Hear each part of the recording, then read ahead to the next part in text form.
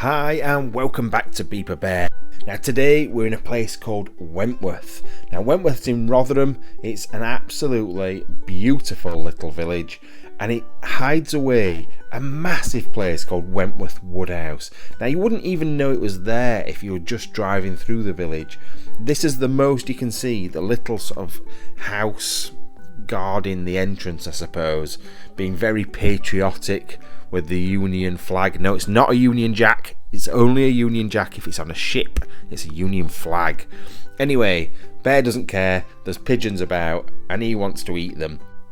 Now normally I wouldn't let Bear off the lead at all because it's quite a public place. There's people about, there's dogs and walkers and things like that, and I don't want him attacking people.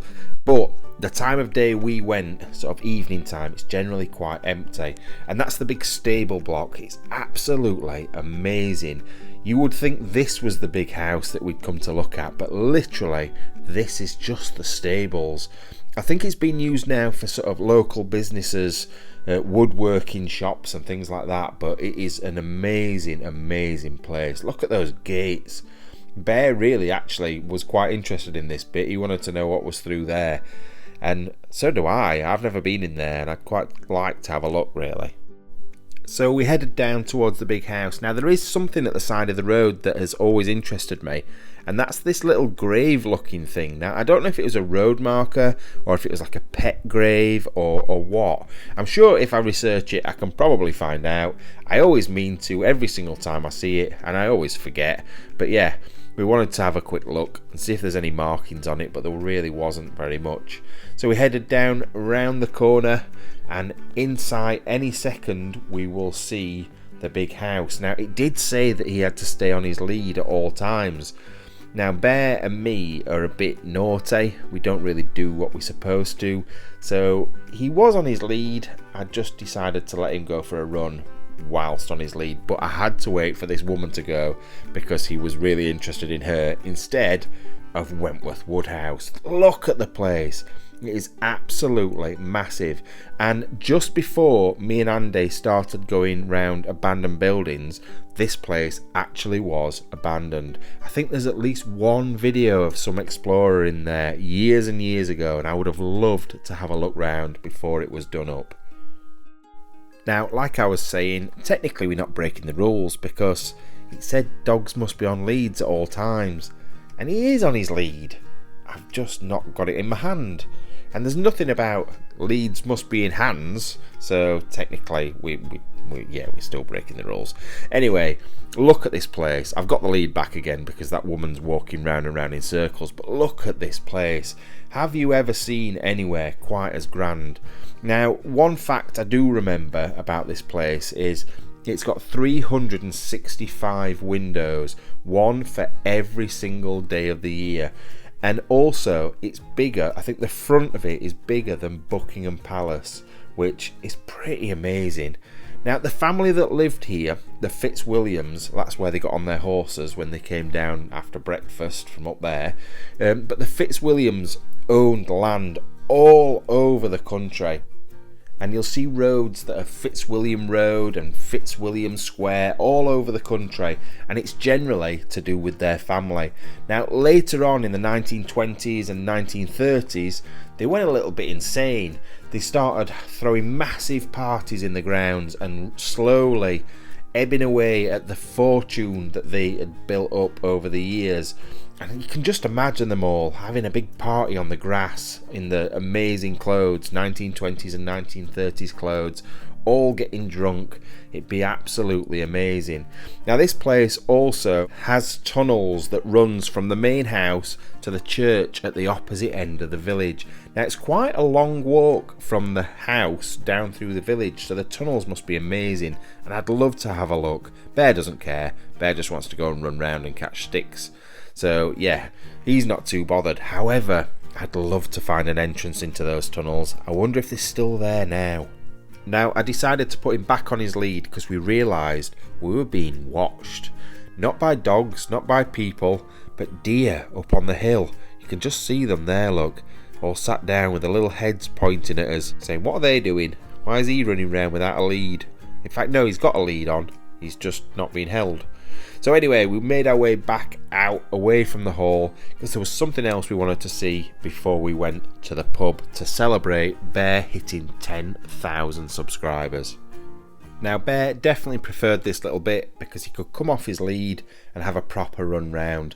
I could see for quite a long way, so I knew there was nobody about, and Bear was having a good look for pheasants. He kept seeing them popping out of like trees and, well, under trees and in bushes, and he was having a good sniff. He knew they were there, but he couldn't find any. Now Bear loves to chase rabbits and pheasants and anything he can chase, but I will tell you, he has never ever caught anything, and I mean not one single baby rabbit or one with myxomatosis or anything. He's just never done it. I wonder what he would do if he ever actually caught something.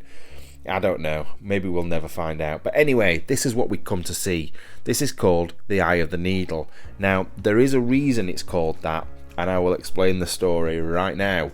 So you remember the guy we were talking about, Earl of Fitz Williams, that lived in the big hall. Now I don't know which Earl it was because there was loads of them, but the guy that we're talking about basically built this due to a bet. He was a little bit of a gambler. He had more money than he knew what to do with it. Bear is back looking for pheasants. He's just seen one jump out of here and he's going round and round in circles. But he built that because on a very drunk night with one of his very, very rich friends, he had a bet to say that he could drive a horse and cart through the eye of a needle. And the other guy said, right, I will bet you my house. And I think it was down in Suffolk or something like that. And the Earl of Fitzwilliam said, I'll bet you Wentworth. And whoever wins gets to keep the other guy's house. So the next morning, the Earl of Fitzwilliam woke up in a cold sweat. He realised what he'd done. He realised he'd made a massive, massive mistake and bet something terrible. However, he wasn't stupid. He was a very clever guy. So he built this structure, basically just big enough to fit a horse and cart through it, and he named it the Eye of the Needle. So then, when he came to speak to the guy, a few months later, after he'd been home, he proved that he could get his horse and cart through the Eye of the Needle, and he won the bet. And as far as I'm aware, he did get to keep the other guy's house. You can do some research, and it is on the internet, and there's a book called Black Diamonds. Now I really suggest you read it if you do like things like this. It's supposed to be really good, because the different earls over the years were friends with people like JFK. In fact, I think one of them was in a relationship with JFK's sister and crashed a plane, and they both died.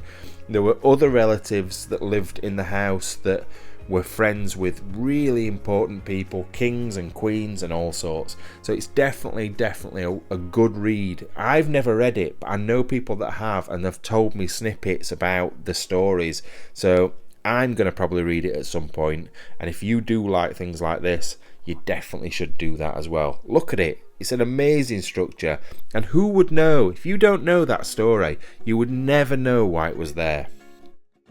Now there was one last piece of amazing history me and Bear wanted to show you before it was time to go for that celebratory pint. And it's something that would be missed by most people. Down by the gate on the entrance to the Eye of the Needle, if you just turn left, in the bushes is this little thing. Now it was used for the Black Death, the plague. So basically when traders came along, what they'd do is there would be vinegar in the top of this. They'd put the coins in there. They'd put whatever it is they were trading down, a couple of geese or whatever. The other guy would come and collect the money out of the vinegar, and they believed that this would stop the spread of the Black Death, the plague. Anyway, let's go for that pint. Yeah. Yeah, want some? Want some? Do you want some beer? You want some? You're a stupid animal. Ah, nice. There's some more. Right, so bye to everybody. Just want to say a massive thank you to every single one of our Patreon members. It all goes back into the channel to help either this channel, Bear's channel, the main channel, the second channel. It all goes back in again, and it's all because of you guys we do what we do. So thank you so much. If you do want to become a Patreon, it's patreon.com/findersbeepers. If you're already a Patreon, make sure you're using all the benefits. There's the videos that nobody else gets to see, so get on there and check those out. Anyway, have a lovely rest of your day, and we'll see you soon. Bye bye.